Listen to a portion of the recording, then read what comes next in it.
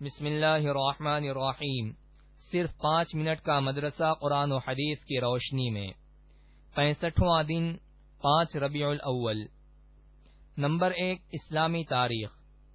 حضرت عیسیٰ علیہ السلام کے حالات۔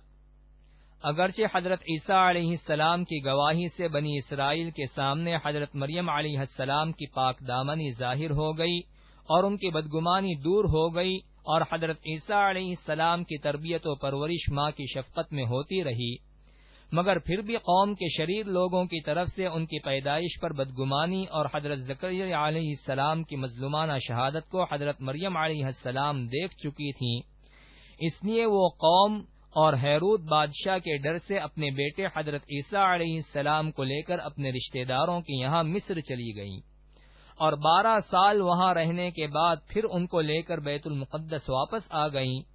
اس طرح جب حضرت عیسیٰ علیہ السلام کی عمر 30 سال ہو گئی تو اللہ تعالی نے قوم کی ہدایت و اصلاح کے لیے نبوت عطا فرما کر آسمانی کتاب انجیل نازل فرمائی۔ انہوں نے کفر و شرک کے خلاف اپنی دعوت و توحید کا آغاز کیا۔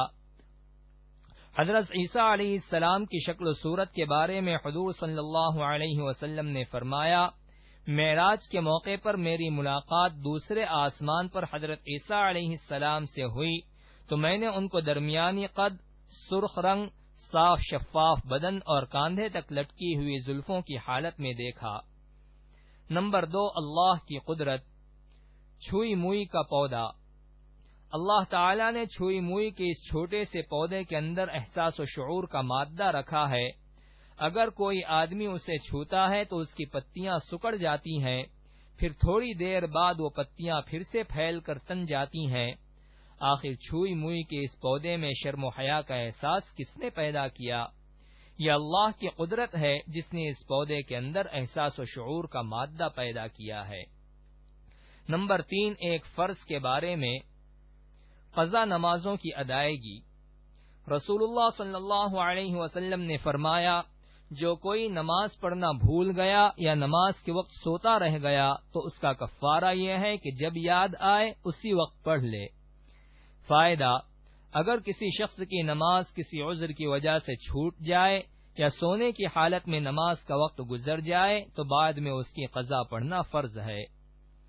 نمبر 4، ایک سنت کے بارے میں، گھر کے کام میں ہاتھ بٹانا۔ حضرت عائشہ رضی اللہ عنہا سے پوچھا گیا کہ گھر میں حضور صلی اللہ علیہ وسلم کیا کام کرتے تھے؟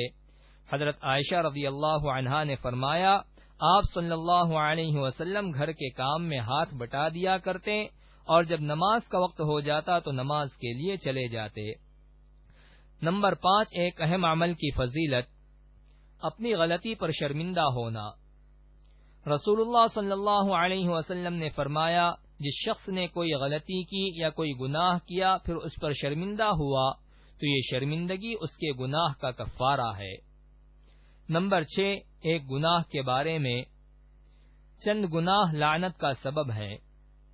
رسول اللہ صلی اللہ علیہ وسلم نے گودنے والی اور گدوانے والی عورت پر اور سود کھانے والے اور سود کھلانے والے پر لعنت فرمائی ہے، اور کتے کے خریدنے، بیچنے اور زنا کی کمائی سے منع فرمایا ہے، اور تصویر بنانے والوں پر لعنت فرمائی ہے۔ نوٹ: بدن پر ہمیشہ رہنے والی پینٹنگ کرانے کو گدوانا کہتے ہیں۔ نمبر 7، دنیا کے بارے میں، دنیا کے لالچی کے لیے ہلاکت۔ رسول اللہ صلی اللہ علیہ وسلم نے فرمایا، ہلاک ہو گیا درہم و دنانیر، سیاہ اور دھاری دار قیمتی کپڑے کا لالچی بندہ کہ اگر اس کو مل جائے تو راضی ہوتا ہے اور اگر نہ ملے تو راضی نہیں ہوتا۔ نمبر 8، آخرت کے بارے میں، انسان و جنات پر کافروں کا غصہ۔ قرآن میں اللہ تعالی فرماتا ہے، عذاب میں گرفتار ہو کر کافر لوگ کہیں گے، اے ہمارے پروردگار، ہمیں انسان و جنات میں سے وہ لوگ دکھا دیجئے جنہوں نے ہم کو گمراہ کیا تھا کہ ہم ان کو اپنے پیروں تلے رون ڈالیں تاکہ وہ خوب ذلیل ہوں۔